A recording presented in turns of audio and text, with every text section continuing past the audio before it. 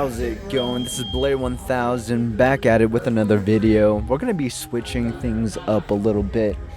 You know, my personality isn't quite what the previous videos were like. I had like, you know, white belt versus blue belt, white belt versus brown belt. And, you know, when it comes to rolling sessions, it just isn't me to be versus anybody. I am clearly a white belt, and my personality is more like, hey, just go with the flow, see what opportunities are available, and yeah, I enjoy rolling with the partners that I have. And so here you're watching Roy and I beginning to roll.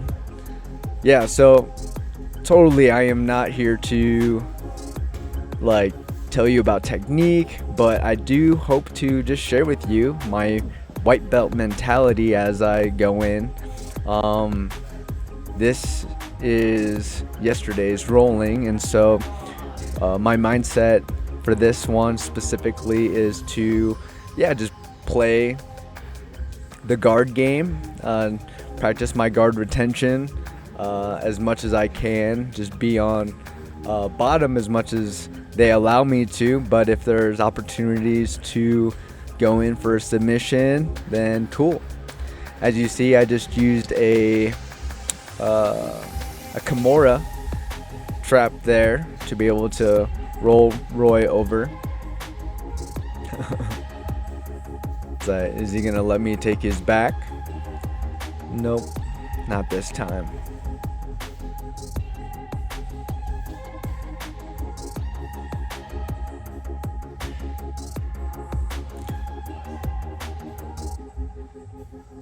Yeah, one thing that I'm always thinking about is, hey, can I control this person from, you know, these positions?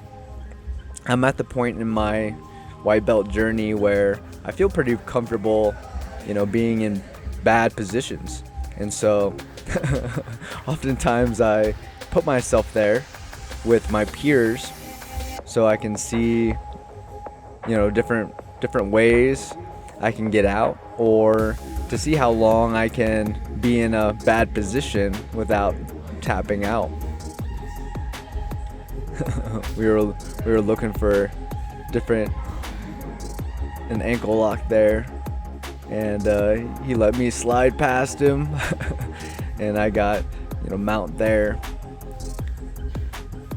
looking at taking the back. And see, we're not really worried here. Just allowing him to press in, take top position again. Gives me an opportunity to see what I can do from bottom. Can I get out of bottom position?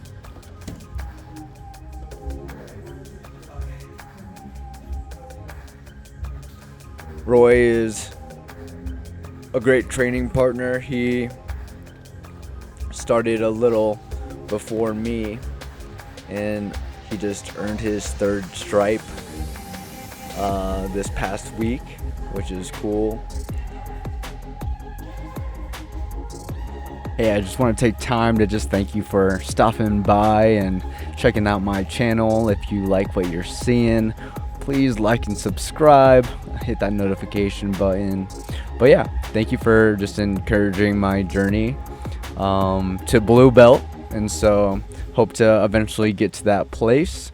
We're in no rush, but yeah, what belt are you? And yeah, what got you into jiu-jitsu?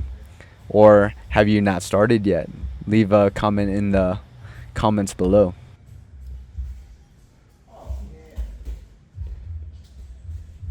I have his shoulder, I'm pressing his neck down, going in for an arm bar. I've been liking one leg under and one leg over the head for control. It seems to be a little bit more stable for me, even though I do know that there is a hitchhiker escape there. Also, there's another one too. Like I said, I'm not here to be extremely accurate on the different moves that are available. I'm still learning.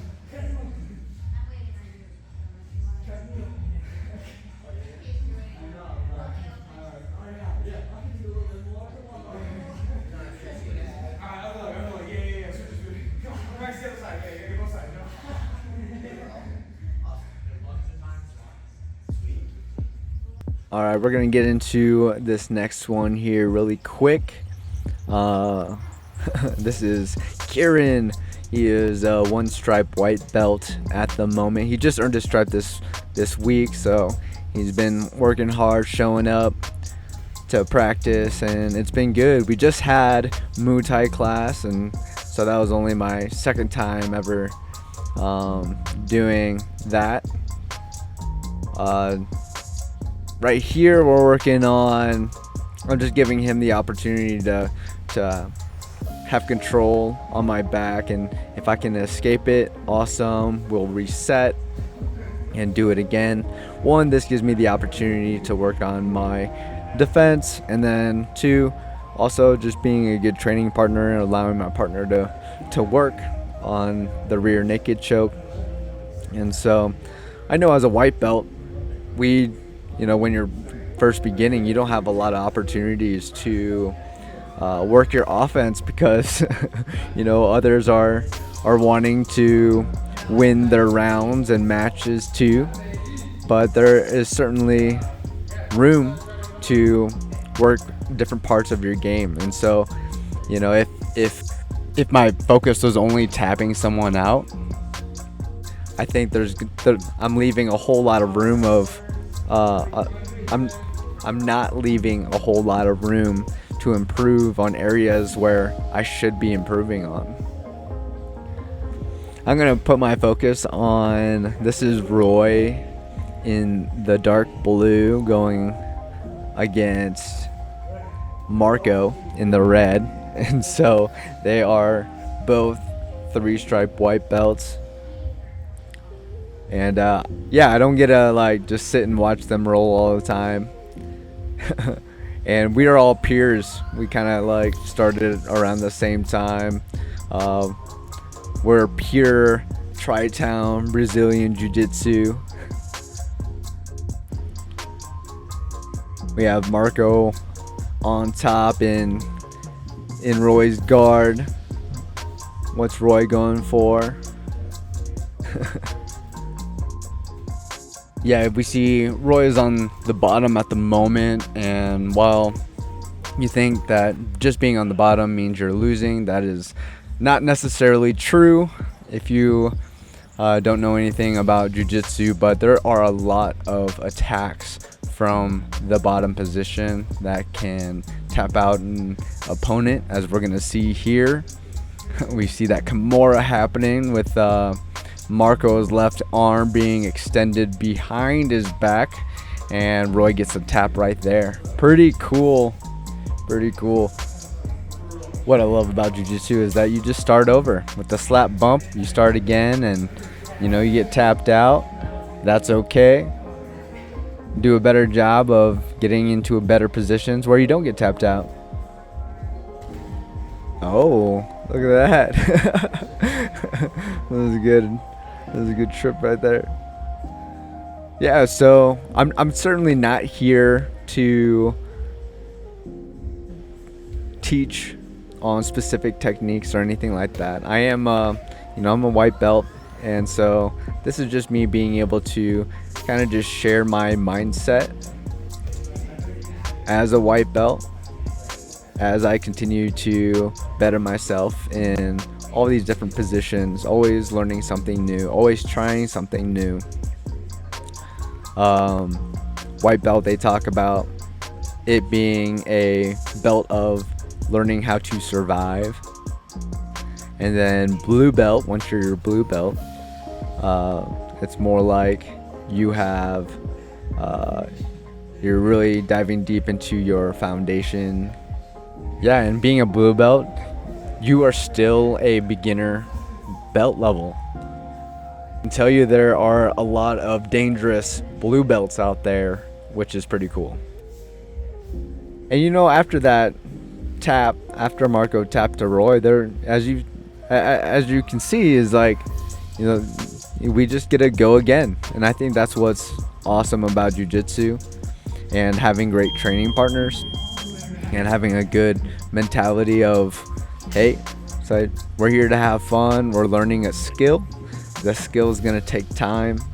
Yes, we all want to eventually get our black belt, but you know, that's going to take time. It can take up to, 10 plus years to get a black belt in jiu-jitsu.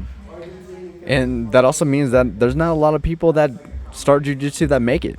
Being a white belt is such an awesome thing to me, because you have there's no expectations of you having to know anything. You're going into a new sport, a new art, with knowing pretty much nothing. I might be an exception because I came from I was a wrestler back in high school, and even though I wasn't even that good of a wrestler or anything, but I was able to get used to just rolling around and being in really close quarters with another person.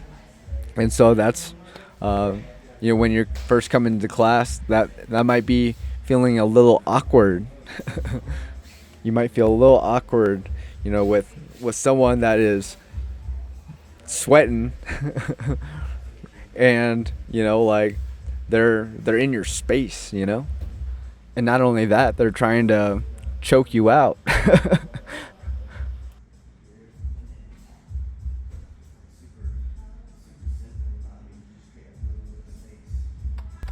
Cool. We're gonna switch things up, more so for the camera angle. And so this is me rolling with Marco, immediately breaking down his posture. His one hand is open and vulnerable. He's in my guard. I don't have it closed up yet. Maybe I'm not gonna close it up. Is he gonna get past? Not quite. I was able to come back around and retain my guard there. I still have a butterfly hook, still smashing the head down. The question is, can I sweep him from this position? And so always looking for the inside, so looking for some underhooks to be able to maintain control. We're gonna end up sliding that right leg on the outside of his knee for the sweep. Oh yeah, which allows me to get on top, trying to make sure I'm able to free that leg to get into side control. Cool. This is always a good space to be if you needed to hit your opponent from this angle. You could. When it comes down to Nogi or Gi, I think it's really beneficial to train both. I mean, if you were facing an attacker, let's just say in Colorado in the midwinter, people wear long sleeves and coats and things that you can grab onto to help you control a person so they don't further do damage to you or whoever you're around, and that would be very, very helpful. And then on the other side of the spectrum, if let's say you're on vacation at a beach and someone was trying to assault you, but they only had trunks on, and so can you face an opponent that is in this case slippery and wet. Once again, I just want to thank you as we are wrapping here with this final round. Please let me know what you liked about it, what you didn't, if you like this format. I think this is just kind of nice to just kind of chill out and just and talk a little bit.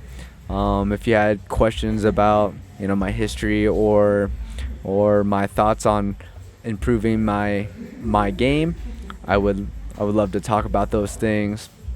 Yeah, just ask me some questions, and maybe we can start addressing some of those things. But that is it. Please come down and train at Tri-Town Brazilian Jiu-Jitsu here in Aurora, Colorado. Come down, give it a shot. Maybe do an open mat. See if you like it. But would love to roll with you and meet some of those people doing jiu-jitsu here in Colorado. Maybe see you at a tournament in the future. But that's it. That's a wrap. I'm Blair 1000. Thank you so much.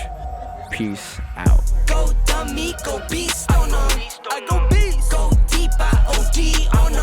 I OD. Apply pressure, put heat on them. Put that 500 degrees on them. 500 degrees. Go dummy, go beast on them. I go beast. Go deep, I OD on them. I OD. Apply pressure, put heat on them. Put that 500 degrees on them. 500 degrees. Countdown, levitate. Going up, elevate.